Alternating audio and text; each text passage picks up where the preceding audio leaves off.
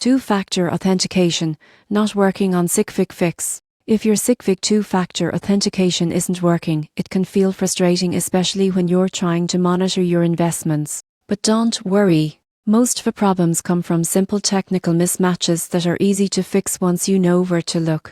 Let's start with the most common reason: your phone's time settings. Two-factor authentication codes are time-sensitive, meaning even a few seconds of difference between your phone and SigFig service can cause the codes to fail.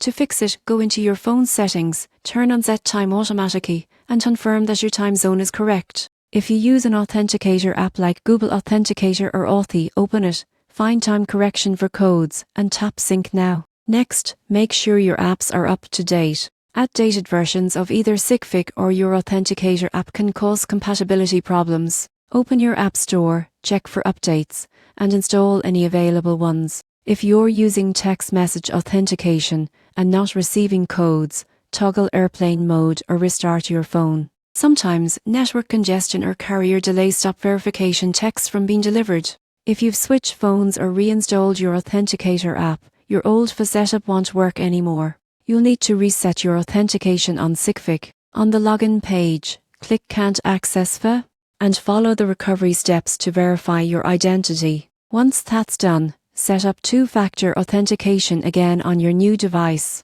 And here's a tip that many investors overlook: keep your backup recovery codes in a secure, offline location. These one-time codes can instantly unlock your account if your device fails or gets lost. So, if your two-factor authentication isn't working on SigFig, start with syncing your clock, updating your apps, and checking your connection. With these quick fixes, you'll be back to tracking your investments securely and stress-free in no time.